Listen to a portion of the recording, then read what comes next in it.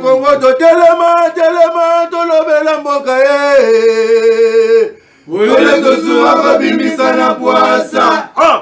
Ba député to votaki bazo salarien. Bazo salarien, to kele na funa bazo salarien.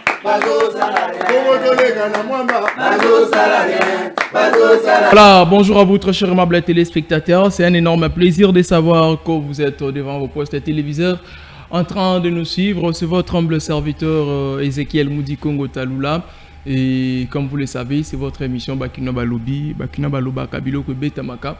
Pourquoi Bakino Balobi? Parce que Kinshasa, c'est la première ville de la République démocratique du Congo, c'est-à-dire la capitale de la RDC, qui est la maman de toutes les villes. C'est pourquoi nous avions bon jugé de donner la nomination Bakino Balobi à cette émission. Allez, il y a des histoires qui se passent très actuellement. D'ailleurs, en passant, je profite de cette occasion pour continuer à souhaiter mes sincères condoléances à tous les étudiants et étudiantes de l'ISTEM Kinshasa qui ont perdu les leurs, c'est-à-dire leur collègue Adolphe Kassongo, qui sera enterré, si Dieu le voudra bien sûr, demain vendredi. Mais aujourd'hui, sera le veillée mortuaire à l'espace Fikine, non? Première porte Fikine, la salle Bikabu, si je ne me trompe pas. Et à 20h, je crois qu'il y aura déjà un monde là-bas pour participer à ces obsèques. Et puis voilà, c'est comme ça que ça doit se passer. Mais à tous les étudiants et étudiantes de l'ISTEM Kinshasa, nos sincères condoléances à vous, pourquoi pas à la famille éprouvée. Donc de là où ils sont, mais il y a un petit beau samboulou qui se passe au niveau de l'ISTEM Kinshasa. Il me semble, je vis des vidéos, que les personnels, soit les travailleurs de l'ISTEM Kinshasa, très fâchés contre les autorités administratives. Donc les autorités administratives, voulais-je dire, les travailleurs, les personnels de l'ISTEM Kinshasa, très fâchés contre les autorités administratives. Qu'est-ce qui se passe au sein de l'ISTEM? Alors, ceux qui doivent défendre, ceux qui doivent, quelle serait la finalité? Voilà, au moins, on en parlera avec plus de précision dans les jours à venir. Nous serons au téléphone aujourd'hui. L'émission que je ferai sera un duplex. On doit recevoir, il était candidat député national de la circonscription électorale de Rumu. Voilà, c'est en Ituri. C'est maître Mungisa Tibasima Emmanuel. C'est avec lui que nous allons essayer de parler autour de la situation sécuritaire de l'Ituri, des points post-électoral. Comment l'Ituri a vécu après les élections du 20 décembre 2023. Alors c'est avec maître Emmanuel Mungisa Tibasima que nous allons parler autour de ça. Il était aussi, en fait, il était candidat de l'AFDCA du professeur Modeste Bahati. Voilà, c'est avec lui qu'on va passer l'émission d'aujourd'hui. Mais avant d'y arriver, j'aimerais vite fait vous balancer après les attaques et les cambriolages du bureau d'un abbé catholique en Ituri, plus précisément dans la ville de Bunia.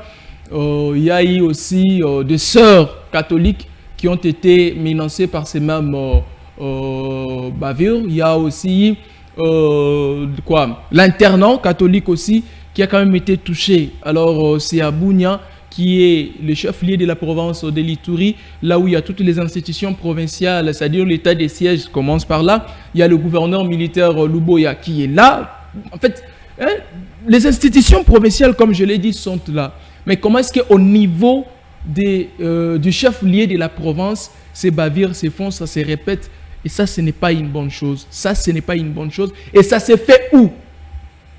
Ça s'est fait chez le prêtre, les hommes de Dieu, le serviteur de Dieu, que nous honorons tous. Alors ça devient compliqué.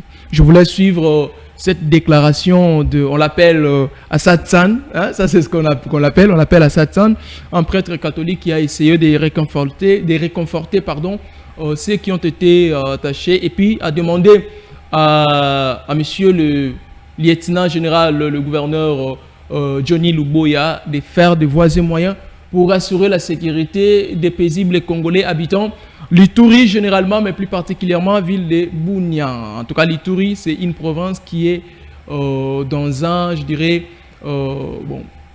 une insécurité, en quelque sorte, causée par les groupes rebelles de la Codeco, qui sont de la communauté Lendu. Et voilà, il y a des gens qui parlent aussi des Zaïre, mais au moins, cette province-là n'est pas en paix. Omega Bazola, on prend la vidéo. On se retrouve tout juste après cette vidéo pour entrer dans le vif de notre thématique et puis avoir Maître Emmanuel au téléphone. Omega Bazola, la vidéo. Basi, wandugu wapenzi, wa Kristu yote ya Katolika na batu bote, jambo.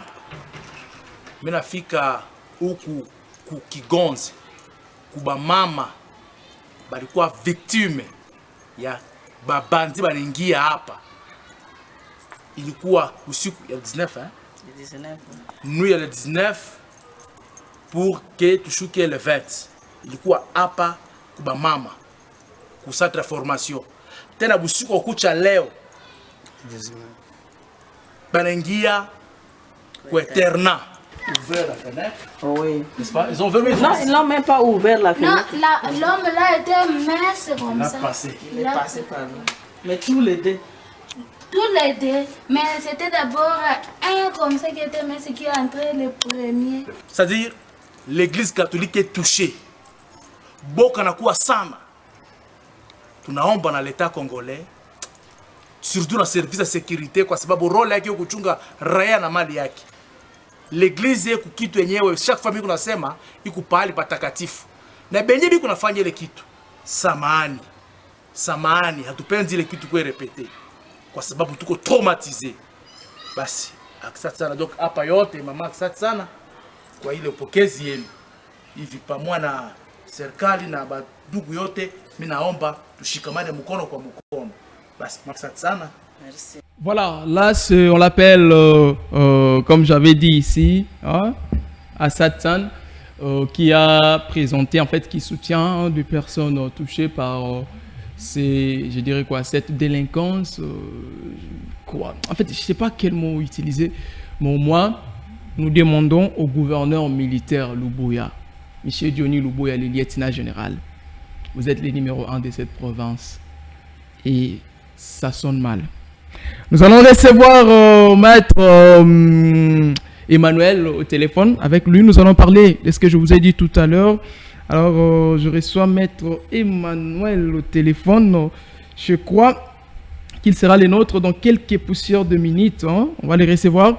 On va parler. Voilà, nous avons avec nous Maître Emmanuel Mugisa Tubasima, qui était candidat à la députation nationale de la circonscription d'Irumu, donc dans la partie AFDC A, partie chère à Modeste Barati. Avec lui, nous parlons de la situation sécuritaire de l'Ituri post-électorale, c'est-à-dire après les élections. Maître Emmanuel, bonjour. Bonjour Ezekiel Moudia Congo, bonjour à tous nos auditeurs.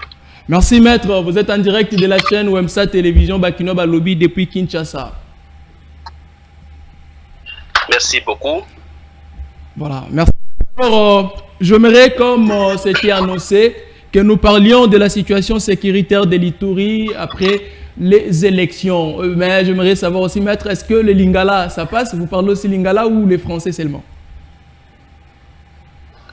En fait, oui, un peu le Lingala, mais je préfère beaucoup pour que les auditeurs, peut-être qu'ils soient éclairés de tout ce que j'ai dit, qu'on parle en français. Merci, maître. Alors, la situation sécuritaire de l'Ituri. Maître, la première question que j'aimerais vous poser, qu'est-ce qui se passe actuellement en Ituri, surtout dans ce secteur de la sécurité? Merci beaucoup. J'ai saisi l'occasion pour vous remercier de cette invitation. Merci. Je crois la situation de l'Ituri actuellement, je vais faire une petite analyse. La situation sécurité de l'Ituri post-électorale. Ok. Vous vous rendrez compte que pendant la période d'organisation des élections en Ituri, donc en République démocratique du Congo, plus particulièrement après l'accord intergroupe armé signé le 1er juin 2023 à Aru, qui a porté sur la paix, la sécurité et la cohésion sociale, une accalmie s'est observée de part et d'autre en province de l'Ituri. Et ça faisait déjà l'espoir que l'Ituri pouvait recouvrer la paix. Mais fort malheureusement, juste après les élections, la milice Codeco a repris avec ses crimes horribles. Vous-même, vous avez vu des vidéos de femmes, d'hommes de la communauté Hema enterrés vivants par la milice Codeco. D'où la situation sécuritaire actuelle. La situation sécuritaire actuelle en Ituri, elle est tendue au point que le gouvernement central de Kinshasa et même celui de l'état de siège en place en Ituri ont du mal à gérer la question.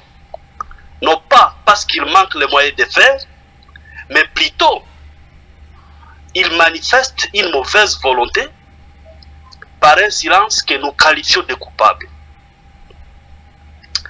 En principe, le gouvernement central et le gouvernement de l'état de siège devaient rappeler les groupes armés à l'ordre pour observer leurs accords et mettre en place, donc accélérer les programmes de désarmement, les programmes PDD-RCS. Ce programme est resté chantier inachevé jusqu'aujourd'hui. On n'a pas de suite. Alors, ça, c'est très grave. Et par contre, ce qui est grave, le gouvernement de l'état de siège, pour lui faire des menaces d'arrestation contre les leaders et les notables des communautés victimes qui oseraient s'exprimer ou critiquer l'état de siège. Le gouverneur militaire de l'Ituri, le général Luboya Kachama, ne peut pas se faire plaisir d'ignorer les dispositions constitutionnelles uniquement parce qu'il a le pouvoir. Il ne peut pas respecter la loi parce que lui a nommé gouverneur et la rendre ridicule parce qu'elle accorde le respect aux droits fondamentaux des citoyens. Prenons par exemple, chers journalistes, l'article 61 de la Constitution, à ses points 1 et 5. Le point 1 prévoit les droits à la vie. Et le point 5, les droits de la défense. Les dispositions de cet article garantissent le respect des valeurs et principes fondamentaux qui, en aucun cas, même si l'état de siège ou d'urgence sont proclamés, ces droits ne peuvent être dérogés. Ce qui nous surprend, la loi dit en aucun cas, mais les autorités de la République, et plus particulièrement de l'état de siège, trouvent les cas de porter atteinte à ces principes sacro-saints, en laissant les vies humaines des communautés, plus particulièrement la communauté Hema, à proie de l'ennemi de la République, qui est Codeco. Plus grave encore, en privant les victimes, les communautés victimes, soit les leaders, soit les notables de ces communautés victimes, de leurs droits de défense, que celui qui oserait s'exprimer ferait l'objet de poursuites judiciaires. Et ça, c'est très grave. Ça, c'est très grave. Donc, maître, en quelque sorte, en quelque sorte, vous voulez dire que l'état de siège, c'est un échec? Non, non, je vous dis, s'il y avait un mot plus que l'échec, ce mot serait employé. Je vous dis, en Ituri, l'état de siège a échoué depuis la première année. Parce que d'ici le mois de mai, l'état de siège totalisera 5 ans en Ituri. Mais pour quel bilan? Vous-même, vous avez vu un avocat à pleine ville, son véhicule saccagé par le cortège du gouverneur militaire. Je crois que vous l'avez vu, vous avez les images. Vous avez vu le cambriolage de la cathédrale à Nyakasanz, du bureau de l'abbé. Je vous informe que hier, le 20 mars 2024, aujourd'hui, hier soir, un jeune frère, membre de la communauté Hema, le nommé Joël Mugenyi, est assassiné dans la ville. Je vous assure, dans la ville, là, c'est dans les alentours de la ville, par la milice Codeco. Donc aujourd'hui, Codeco peut opérer paisiblement en Ituri. Elle n'est pas inquiétée par le gouvernement. Signer les accords et ne pas les respecter ne leur donne pas le pouvoir de faire ce qu'ils pensent, de faire ce qu'ils veulent. Malheureusement, et ce qui est très grave, le gouvernement et de Kinshasa et de l'état de siège en Ituri garde un silence absolu. Il ne rappelle pas ces groupes armés à l'ordre, et plus particulièrement les groupes Codeco qui massacrent. Et ça, c'est un génocide. Je vous dis, le génocide qui se commet aujourd'hui en Ituri, ce génocide a été constaté même par le président de la République lorsqu'il a fait son tour à Ndjougou. Okay. Si je me rappelle, si je me trompe pas, c'était à l'année 2020, lorsqu'il est arrivé à Ndjougou, année 2019, soit année 2020, il est arrivé à Ndjougou, il a dit non, ce qui se passe à Ndjougou, c'est une tentative de génocide. Et les rapports du Bureau conjoint des Nations Unies, ça préjudice de dates certaines, ça doit être le 20 janvier 2020, ce rapport dit qu'à Ndjougou, en Ituri, les Hema sont victimes de crimes contre l'humanité et de crimes de génocide. Mais cela ne fait pas l'actualité de la République démocratique du Congo. Vous ne verrez pas les chaînes comme la chaîne nationale RTNC prendre les images des massacres de l'Ituri, dénoncer. Vous ne verrez plus jamais ça sur les chaînes nationales. Et vous êtes peut-être l'unique chaîne à Kinshasa qui aujourd'hui prend soin de dire la vérité au monde.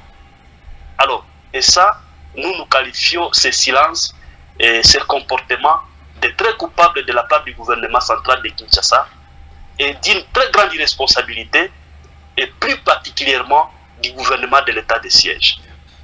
Maître Emmanuel, vous pensez que les groupes rebelles de la Codeco sont en complicité avec quelques autorités de la place?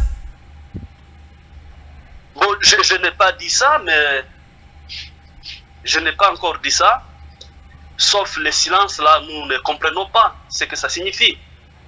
Parce que vous suivez les menaces dans les réseaux sociaux des membres du groupe Codeco, donc de la milice Codeco, qui d'ailleurs, il y a un audio, si vous ne l'avez pas, je peux vous envoyer. Cet audio dit que le gouverneur doit vous arrêter, vous la communauté Hema, vous serez arrêtés et nous serons en liberté. Et d'ailleurs, le gouverneur ne doit pas se limiter à vous arrêter et même il doit vous tuer. Il ne sait même pas vous tuer. Alors, on se pose la question de tels audios qui viennent d'une milice, et cette milice qui massacre la population, et la milice se vante du nom du gouverneur de la province. Nous nous posons la question, il y a beaucoup de points d'interrogation là-dessus. Alors, je n'ai pas encore dit que les autorités de la province sont en complicité avec la milice Codeco. Néanmoins, nous condamnons le silence, et c'est silence que nous qualifions de coupable.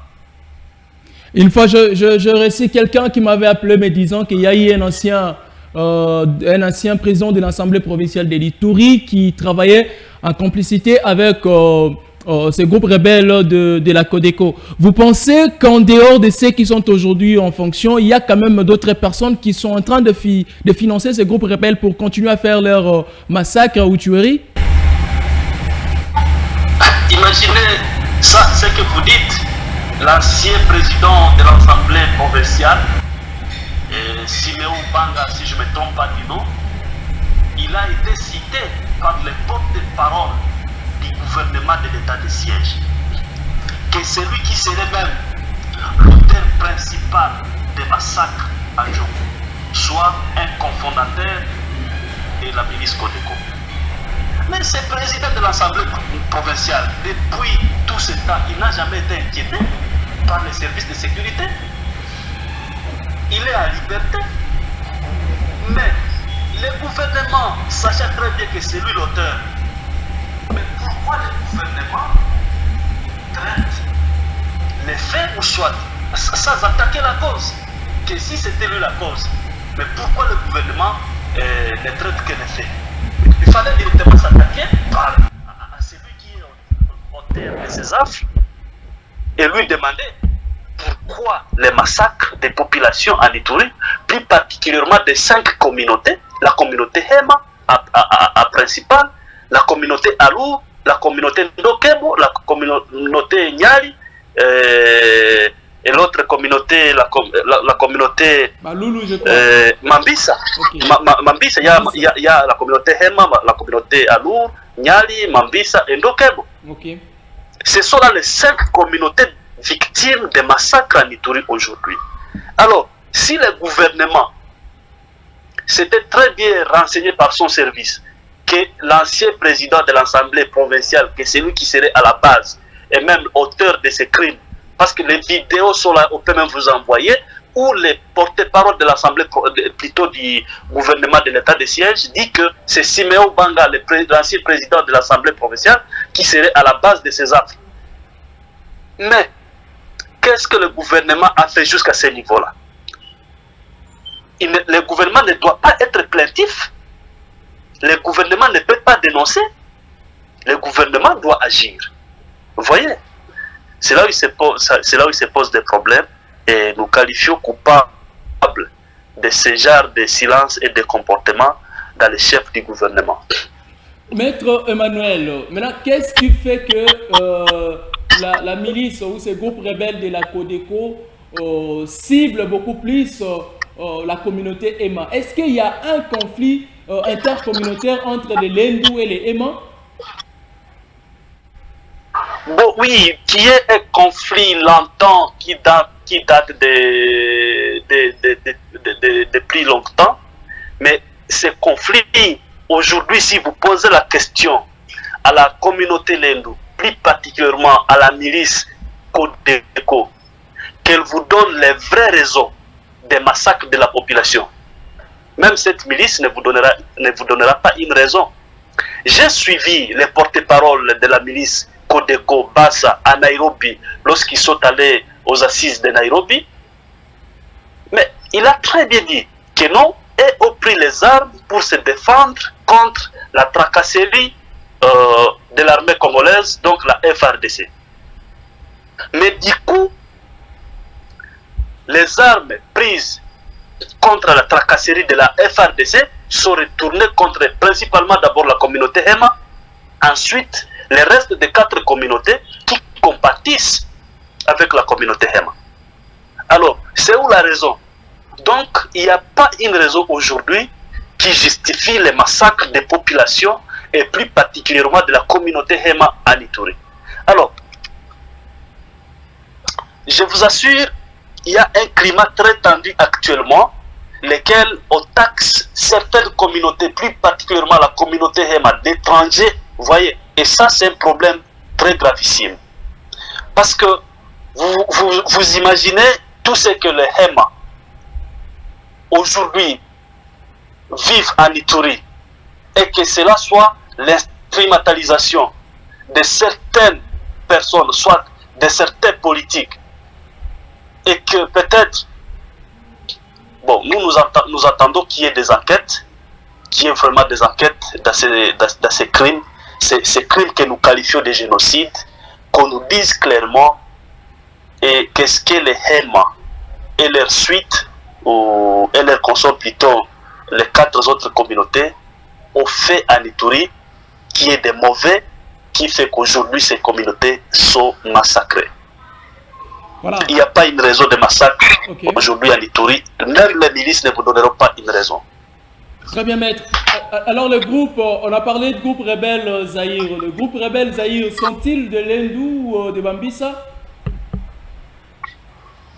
Bon, en fait, je ne sais pas beaucoup donner les détails sur ces groupes parce que je ne fais partie d'aucun groupe armé, je ne fais partie d'aucune milice. Moi, je suis avocat de formation, je suis acteur politique, je fais une analyse et je condamne les faits. Alors, quand on fait une analyse, donc quand on fait une analyse, on est censé faire l'analyse, on est censé décortiquer les faits. Donc, les faits est sacré. C'est pourquoi je vous fais en détail les faits et ce qui se passe à Ituri, les affres des massacres.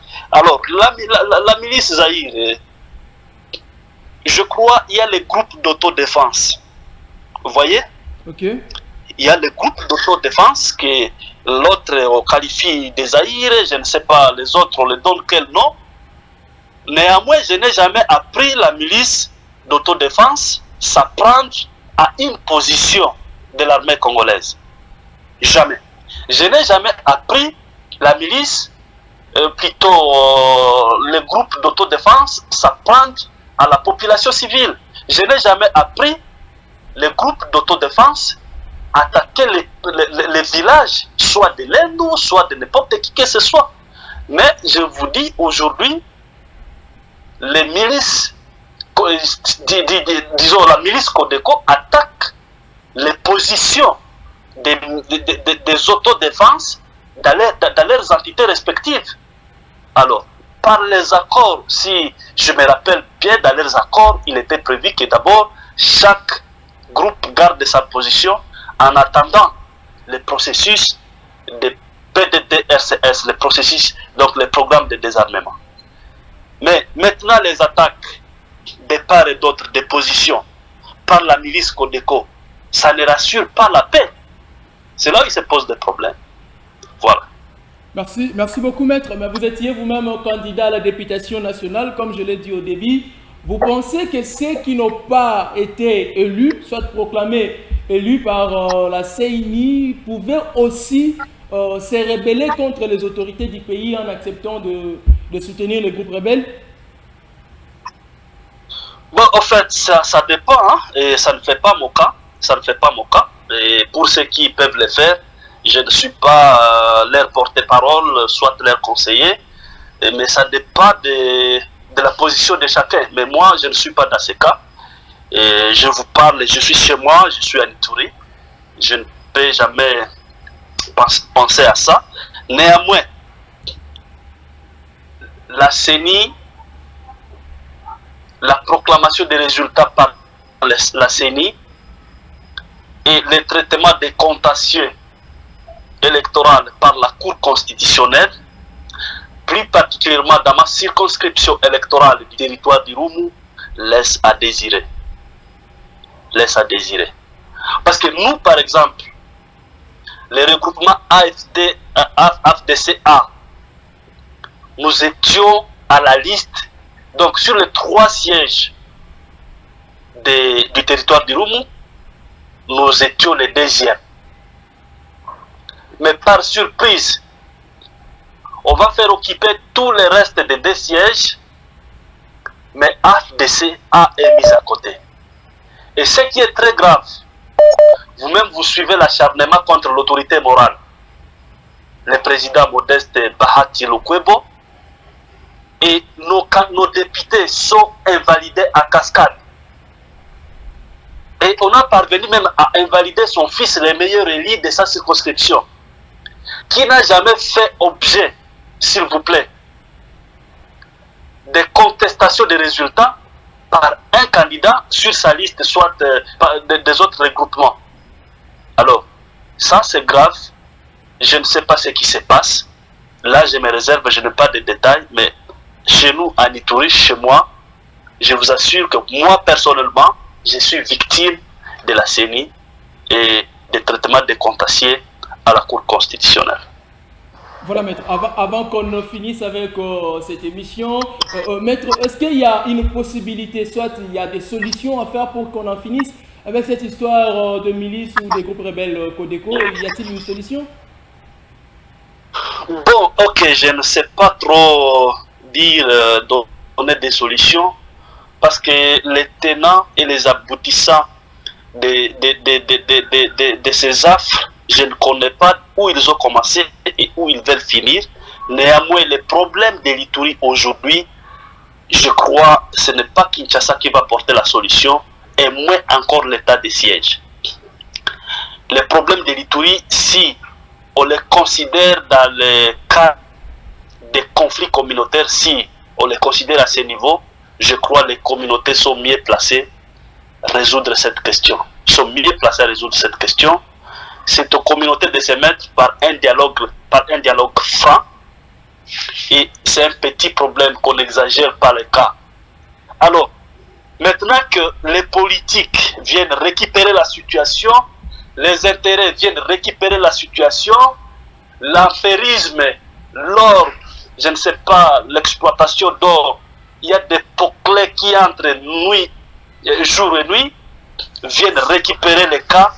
Vous croyez vraiment à la paix pendant que les autres bénéficient de cette histoire? Je ne sais pas. Alors, moi, ce que je considère et ce que je pense, pour qu'il y ait une solution, si c'est un problème communautaire, remettez ces problèmes au niveau des chefs coutumiers et des notables de la communauté. Ils peuvent facilement résoudre la question, que la politique n'interfère pas dans la situation, que l'affairisme n'interfère pas dans la situation. Voilà un peu. Alors, maître, qu'est-ce qui empêche à ces communautés de se mettre sur la table pour trouver une solution et finir une fois pour tous, maître? Je vous dis, je me rappelle lorsque le gouverneur militaire Luboya Kachama était rappelé à Kinshasa, au mois, si je ne me trompe pas, de septembre, ou oui, ça doit être au mois de septembre, si je ne me trompe pas du mois, ou fin août. Alors, dès son retour de Kinshasa, il a promis, parce que je vous informe qu'il y a eu des dialogues intracommunautaires. Donc, chaque communauté s'est mise en Ituri pour discuter, voir comment étudier la façon de retourner la paix en Ituri, et qu'il était prévu, après les dialogues intracommunautaires, qu'on organise les dialogues intercommunautaires. Le gouverneur nous a promis que dès son retour à Ituri, on doit mettre en place, on doit organiser les dialogues intercommunautaires. Cela n'a jamais été fait. On se pose la question jusqu'aujourd'hui, ça traîne où et pourquoi? Alors que c'était par ces dialogues-là que peut-être il y aurait des solutions entre communautés et voir c'est où les problèmes. Mais cela n'a pas été fait jusqu'aujourd'hui. Ça nous laisse à désirer. Merci beaucoup, maître. C'était un plaisir de vous avoir au téléphone. Je vous remercie beaucoup pour l'invitation. Je remercie tous nos auditeurs. Merci beaucoup, maître. Allez, c'était la maître Mugisa Tibansima Emmanuel qu'on avait voulu parler avec lui de cette situation sécuritaire de l'Ituri actuellement, comme vous le savez, qui fait du mal à tous les habitants de cette province de l'Ituri, plus particulièrement aux 5 communautés victimes phares. Mais hormis les 5 communautés, il y a d'autres communautés qui sont aussi victimes de ce massacre aux tueries causé par le groupe rebelle de la Codeco. Alors le silence des fois du gouvernement de l'état des sièges cause aussi un problème. Est-ce que le gouvernement des sièges est silencieux? Est-ce que le gouvernement de l'état des sièges n'agit pas? Ça, c'est la question qui reste à se poser. Jusque-là, j'attends la confirmation de l'émission avec le porte-parole de ce gouvernement qui est Gilles Ngongo. S'il va bien nous accorder cette chance de faire cette émission, alors nous allons faire pour l'écouter. Nous sommes l'église au milieu du village. Nous écoutons un côté et nous écoutons un autre. Mais avant de finir avec cette émission, je vous proposerai de suivre aussi cet élément que un des Ituriens a donné son avis par rapport à l'état des sièges. L'état des sièges qui est en fait chapeauté par le gouverneur militaire Johnny Luboya, qui est là, et pour lui, monsieur Max Nissan trouve que l'état des sièges était un échec total pour lui. Alors je vous laisserai suivre cette vidéo, on va y revenir juste pour finir avec cette émission. L'état des sièges qui se trouve à Ituri et puis au Nord Kivu, c'était des sièges depuis 2021. Jusqu'à aujourd'hui, il y a un bilan négatif. L'échec patent et puissant. Il y a trop de morts. Il y a trop de morts. Et ça énerve maintenant le monde entier. C'est le monde entier. On ne doit pas comparer la station de l'Ituri avec celle de Nord Kivu. Je crois aujourd'hui, si je reviens encore sur l'état des sièges, trop c'est trop, on en a mal. Le chef de l'État, nous lui avons remis ces documents pour dire qu'arrêtez cette histoire de quoi d'état de siège. Ça devient des crimes de sang, des crimes crimes de guerre, crimes contre l'humanité et crimes économiques. On les lui a dit. Le président de la République est très mal conseillé. On ne lui dit pas la vérité. Ces documents, on les lui a remis. Il y a un autre document qui lui a été remis à l'Union africaine par les 650 délégués venus de toutes les 4 provinces de la Grande Orientale. Il dit, mais arrêtez-nous cette histoire de sièges. Les gens sont en train de vous tromper. Les gens, ils sont dans leur business. On les lui a dit. Qu'est-ce qu'il a dit? Comme les souverains primaires ne veulent pas, je vais faire partir ça. Je vais lever ça. Il n'a pas fait ça. Il y a l'UNADI. Les 21 communautés de l'Ituri. Les 21 communautés de l'Ituri ont demandé la levée immédiate des têtes de siège. Il n'y a rien de bon. Ça profite aux criminels, aux prédateurs, aux voleurs, à tous les niveaux. L'Ituri est devenu une poubelle à ciel ouvert pour les frappeurs, pour les prédateurs, pour les antivaleurs. Il y a Fayoulou, dans son communiqué, avec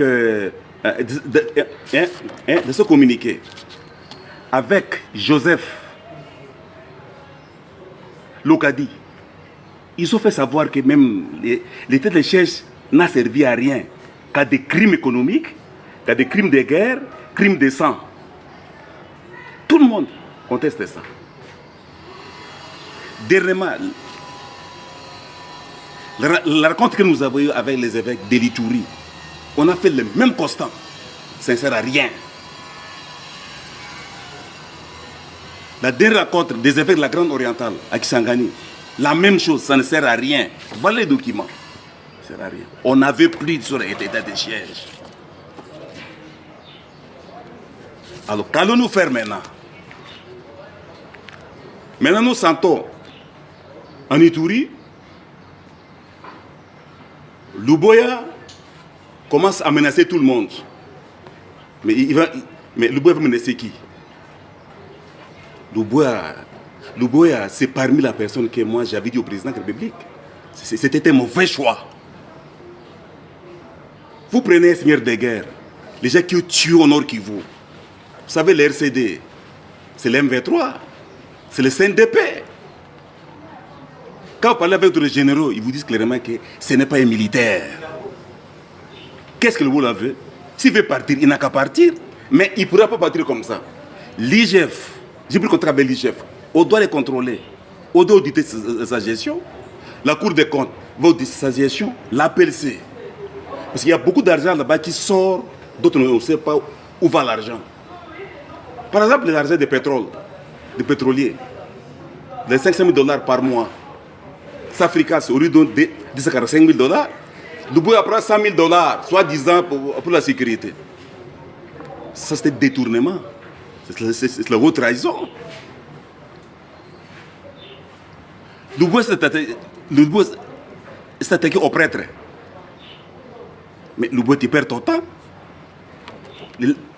Les gens ici, les prêtres ici, vous êtes ça qui a eux. C'est grâce à l'église catholique qu'il y a alternance. Le monde te connaît. C'est grâce à l'église catholique. Et c'est ce mot qui dit qu'il y a un candidat qui a largement gagné les élections. C'est-à-dire que c'est un candidat qui était en avance parmi les autres. Et ça qui a apaisé tout le monde. Qu'est-ce que vous représentez, vous, Louboya? Vous ne représentez rien. Développez plus tout rien. Développez le Grand Oriental. Arrêtez cette arrogance qui n'a pas de sens. Vous faites trop de crimes en Ituri. Vous avez monté des histoires pour arrêter Oteki, Grodia et consorts. J'ai dit ici aux Ituriens. Le document de Oteki est ici, est arrivé comme le chef de l'État. Le document de Grodia est ici, est arrivé chez le chef de l'État. Et les documents de Ngona, Kabaro, les Viquets, aussi de l'État. Et j'ai fait ça dans le monde entier jusqu'au Vatican. C'est pour démontrer que nous sommes en face des criminels en Ituri. Il y a ici notification d'un arrêt au requérant. À cause, Maître Christian requérant renvoi des juridictions, le tribunal de garnison de Bunia à l'autorité militaire près du tribunal. Détenteur à renvoi des juridictions. Pourquoi ils ont fait ça? C'est parce que Louboya intervenait. Louboya intervenait. Louboya intervenait. Les documents ici. À la lumière des moyens soutenus par les requérants, la haute cour militaire note qu'il existe une crise de confiance réelle entre lui et le tribunal, l'autorité provinciale et les sortes de requérants comparaissant devant le tribunal de garnison de Théorie. Prenant en compte de ça, la haute cour militaire jugera pertinent les motifs présentés par les requérants. Louboya intervient dans tout. C'est lui qui a monté tous ces dossiers. Au mois de mai à Arou. Pendant Yahi rencontre à Arou, Kodeko et consorts, ils ont dit quoi? Ils ont dit qui nous fournit les armes. C'est vous. C'est vous l'armée. Chirimam a calmé les choses. Agueti, au mois d'août, les MAPI que lui a créés, lui a dit, mon cher ami, tout ce que nous avons comme armes ici, c'est vous qui nous donnez. Oh non, il a étouffé ça. C'est qu'on est tout le monde.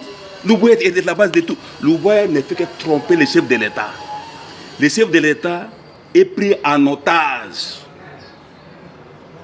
Pris en otage de cette affaire de quoi d'état de chef. Je lui ai dit, mon frère, sors de cette histoire. Demain, c'est toi qui vas répondre devant l'histoire, devant l'humanité. Hein? Voilà les gens qui n'ont pas aidé les chefs de l'État. Ils sont là. Ils sont là. L'autre, l'homme de l'évaluation, l'état des sièges. Ça ne marchait pas. L'homme de prorogation au Parlement. Il fait passer même au vote sans même atteindre le quorum. De prorogation, évaluation. Il ne donne aucun bilan des morts. Voilà les morts aujourd'hui. Voilà l'Ituri. Voilà Louboya. Voilà Chopo. Là, on a tué les gens. Voilà ici. Voilà le nord qu'il faut. On a tué les gens ici. Ça, c'est les bilans des chaises. Les crimes de ça, crimes de guerre contre l'humanité. Nous irons jusqu'au bout avec eux. Nous irons à la Cour internationale de la justice. À Bounia déjà, on a été posé une débête à Bounia. De 250 pages documentées. Arrêtez. Mon frère chef de l'État, ces gens ne vous ont pas aidé. Ils vous ont mis dans les pétrins. Ils vous trompent. Mais ils sont d'alors. Ils sont dans tout en Ituri. On connaît. Ils sont d'alors. L'exemple est là.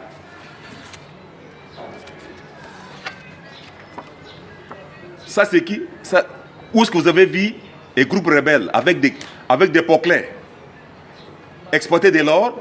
Louboya est là à côté. Tu vois les images, chef de l'État. C'est ça la vérité. C'est une mafia. Le sang coule partout. Arrêtez cette histoire d'état de siège. Parce que c'est l'histoire qui vous condamnera. Parce que nous, Ituriens, on ne va pas laisser cette histoire, on va aller jusqu'au bout. On va aller à la Cour pénale internationale, on va aller à la Cour internationale de la justice. On ne va pas laisser, c'est un procès. Ça prendra du temps, mais nous allons gagner un jour, le peuple gagne toujours. Hein? Aujourd'hui, en Ituri, aujourd'hui en Ituri, tu vois les images.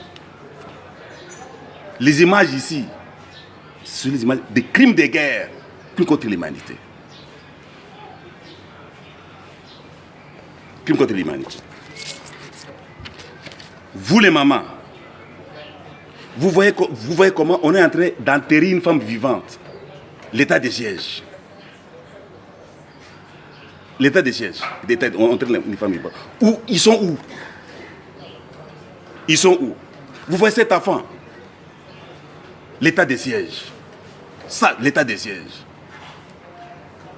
Vous voyez cet enfant, sa mère est morte. Et elle a commencé à le tirer. L'état de siège. Vous voyez ces enfants là où ils dorment. L'état de siège. Voilà les bilans de l'état de siège. Tout ça, c'est l'état de siège. Les crimes de sang contre l'humanité. Le chef de l'État a été trompé, a été roulé dans les sacs, dans la farine, par ces gens ici. Ils n'ont pas aidé. Ils n'ont pas aidé. Avec un parlement corrompu comme ça, corrompu. Ils n'ont pas aidé les chefs de l'État. Derrière cette affaire, c'est la mafia, c'est l'argent. Ils ont organisé ici une table ronde, soi-disant une table ronde. Que moi j'avais boycotté, je savais que c'était de la mafia. C'est pour valider leur coup. Les gens demandaient la levée de l'état de siège. Non, pour eux, non. Samuel Legault s'est rendu, non. Il faut aller vers une transition. Quelle transition? On ne le qualifie pas un échec. C'était illégal. Ça ne va pas. Mais nous, moi, en tant que grand combattant, moi j'ai combattu avec Papa Étienne. Voilà mon père, il est là. Combattu avec lui. Et je garderai toujours son attitude. Je garderai toujours sa tradition, jusqu'au bout. On ne va pas s'écarter. Les combats continuent, la lutte va continuer. Jusqu'à ce qu'on puisse libérer ces pays. La prédiction continue, la mafia continue, tout, rien n'a changé. Il y a eu certains moments. Il y a eu une tentative de corrompre le docteur Tungulo. Parce qu'il s'attaquait trop à l'état de siège. Non. Chaque mois, on va commencer de vous donner une enveloppe de $3 000. Il a refusé, Tungulo et Tabouya. Il a dit non. Parce qu'il voyait c'était quoi l'échec. Hier, on a failli tuer l'abbé Florentin Djombo. La paroisse de Gassanza. Luboya a attaqué Maître Pablo à pleine journée. Mais la plainte est là. Elle va aller chez Lukulia. On doit l'arrêter.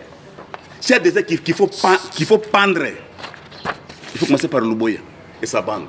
S'il vous plaît là-bas. Il ne faut rien. L'exemple est Panta ici. Je vais vous montrer. Luboya, il construit des maisons à Bunia. Première maison qu'il construit, c'est à côté du quartier Bakongolo, commune de Bunia. La maison qu'il c'est la première maison qu'il construit. Deuxième maison, c'est à quel niveau? Du côté de l'avenue Concasser, à Kanyas, Bakongolo. C'est ça qu'il construit le Luboya. Il est venu construire la maison à Bunia. C'est ça l'état de siège, chef de l'État. C'est l'état de siège. Mon frère, on train de vous rouler. Troisième partie, c'est à quel niveau? C'est chantier à Kadromo. Luboya construit là-bas. Luboya est en train de construire là-bas. Luboya. Il y a un autre. Le bourgmestre de commune de Mbunya, Jean-Marie Fouamba, Kachambata. Voilà, il construit là-bas. Il y a un autre athée, Darou,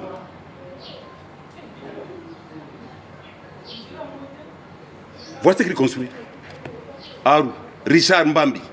Il construit Aru. Ça, c'est quel état de siège? Il y a celui de Magui. Jumba Dissano Laate. Voilà ce qu'il construit. Voilà ce qu'il construit là-bas. Ils construisent. Partout, il y a des barrières illégales.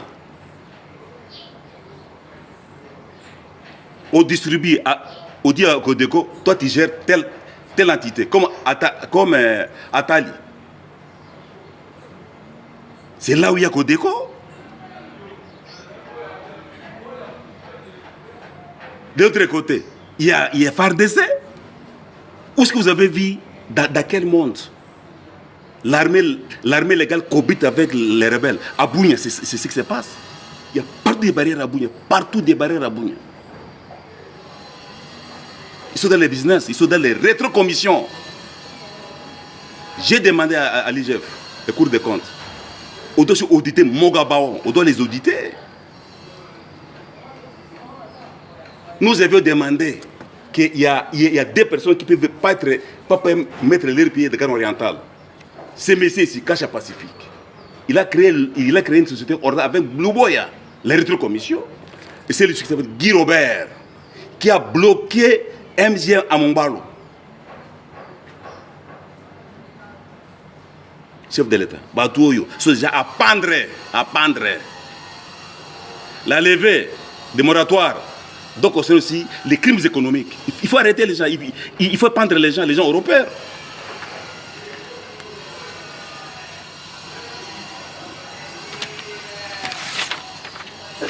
Aujourd'hui, on exploite l'or dans des sites miniers par le bois et les Codeco et les militaires.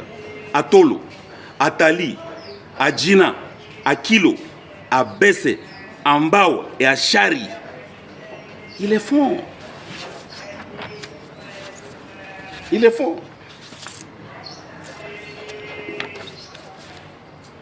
Voilà la voiture, voilà le véhicule de l'avocat Pablo qui était caillassé par le Boya, par ces gens lui. Pour rien.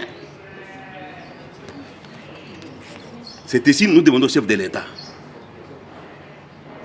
Le Boya travaille contre vous. Le Boya ne travaille pas pour vous. Vous êtes démontré ici, il travaille contre vous. Depuis longtemps, je vous ai dit, mon frère, le Boya là, il ne peut pas. L'exemple est là. Pendant les élections, tu dis avoir un tour 100%. Tu as 50% à cause de Luboya, parce que Luboya, les gens ne l'aiment pas. Je vous ai prévenu, voilà aujourd'hui la conséquence est là. Mais les Itouriens iront devant la Cour internationale de justice. Nous avons tout documenté.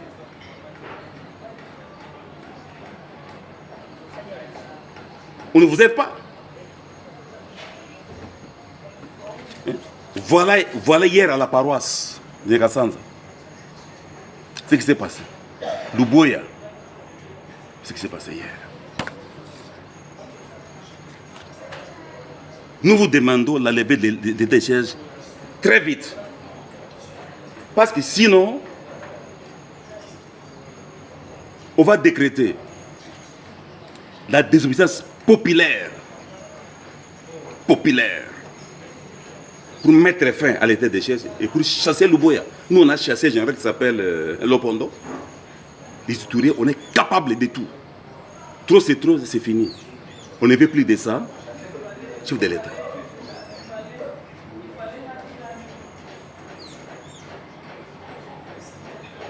Ça suffit, on ne peut plus continuer comme ça.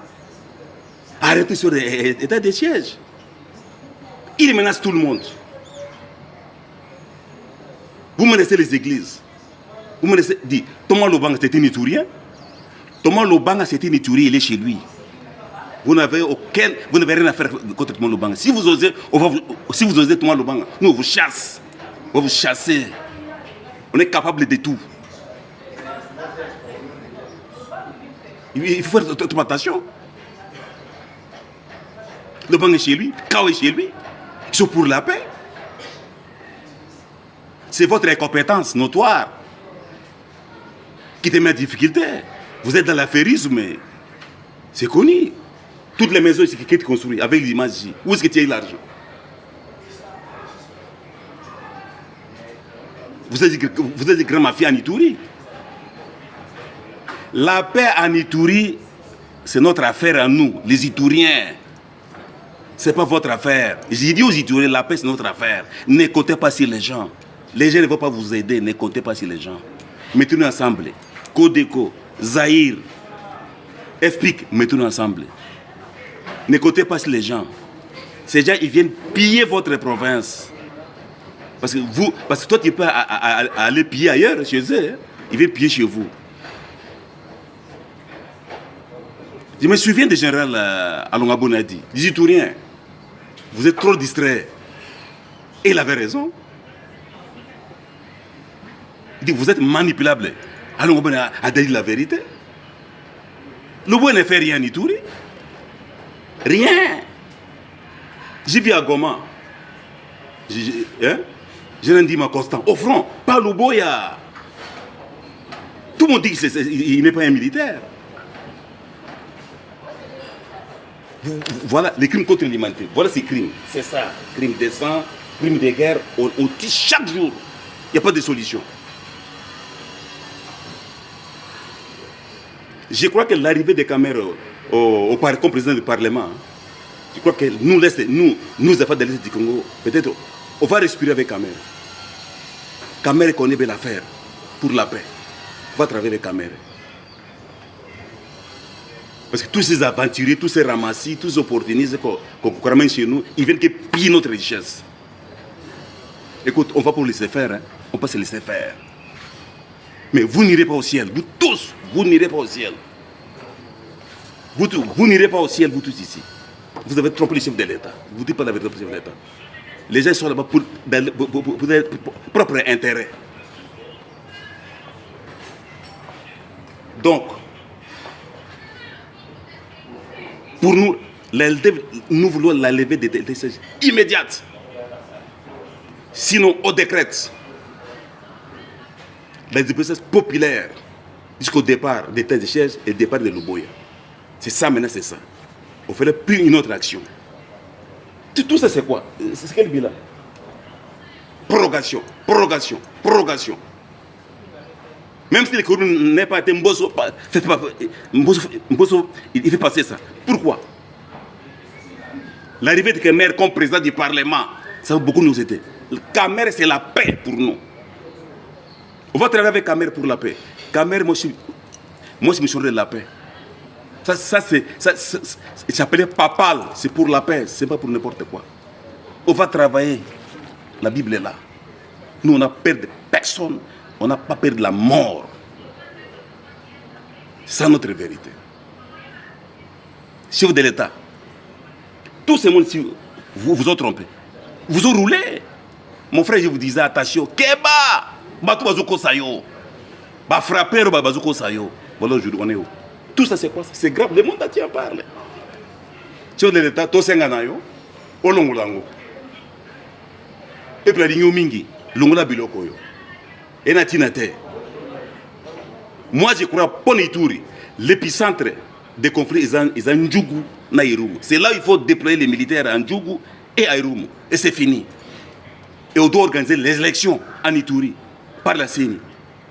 Les attaques des sites, il y a membre des cafés, Louboy était informé. Il n'a rien fait, on a tué les gens. C'est laissé faire. Quand on dit comme ça, il cherche d'autres alibis. Comme il est champion en recyclage de mensonges, il va jouer comme ça. J'ai un document ici. Il y a un document ici. Un document, ça c'est le cas de Lala. Il y a eu 65 morts. 62 morts à Lala. Louboy a signé ce document. À quelle date?